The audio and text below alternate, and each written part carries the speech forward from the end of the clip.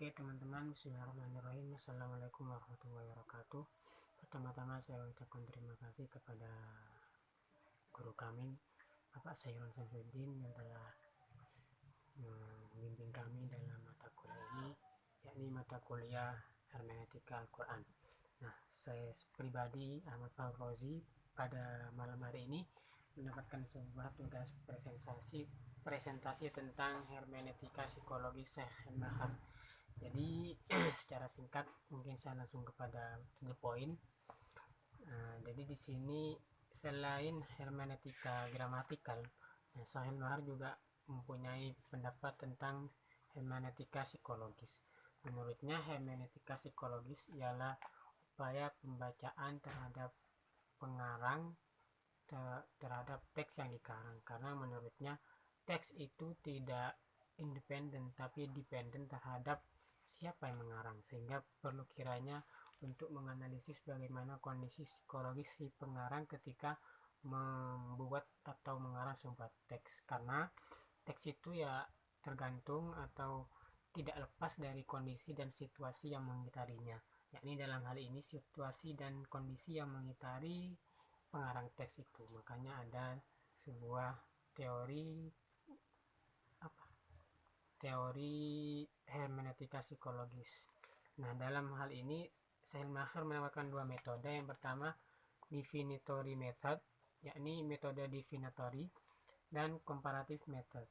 Yang pertama definitory method, yakni yang dimaksud ialah si interpret mencoba memasukkan dirinya sebaik mungkin terhadap jiwa pengarang. Jadi dia mencoba memasukkan kira-kira bagaimana kondisi dan situasi yang dialami oleh si pengarang. Itu yang pertama. Nah, sedangkan yang kedua comparative method, yakni si interpret mencoba berusaha memahami seseorang dengan cara membandingkannya dengan orang-orang yang sepadan. Jadi dengan asumsi bahwa mereka sama-sama memiliki sesuatu yang universal. Jadi ya si interpret mencoba membandingkan pemikiran satu pengarang dengan pengarang yang lain yang sejalan, yang universal. Nah, seperti itu. Nah, adapun Schleiermacher menegaskan bahwa kedua metode tersebut tidak bisa dipisahkan.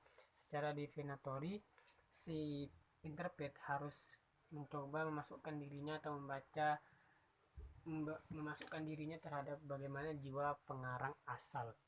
Nah, di sisi lain dia juga mencoba membandingkan kira-kira dengan pengarang lain yang sama, yang universal, untuk mencapai kepastiannya hanya melalui perbandingan konfirmatif, karena tanpa hal itu ia tidak bisa dipercaya atau incredible. Saya mahir memandang penting pengkajian tentang aspek-aspek kejiwaan. Mengapa? Karena ia berasumsi bahwa teks itu merupakan ekspresi diri seseorang, dan ekspresi diri seorang merupakan respon terhadap apa yang telah ia laksanakan dan atau sedang dihadapinya. Dengan kata lain, teks mesti memiliki hubungan dengan apa yang ada di sekitar teks, karena apa yang ada di sekitar teks inilah yang mempengaruhi jiwa seseorang dalam mengekspresikan isi hatinya atau kejiwaannya. Mungkin singkatnya begini, secara tidak langsung hermeneutika psikologi Schleiermacher ini mencoba menganalisis bagaimana teks itu dibentuk dengan kondisi yang mengitari seseorang pengarang teks, sehingga ia berpendapat teks itu tidak ada dengan sendirinya, tetapi dia dependen terhadap pengarang dengan kondisi dan situasi yang mengiringi terbentuknya teks tersebut. Mungkin singkatnya seperti itu. Cukup sekian yang dapat saya sampaikan pada presentasi materi ini. Mohon maaf apabila ada kesalahan, kurang lebihnya mohon maaf. Wassalamualaikum warahmatullahi wabarakatuh.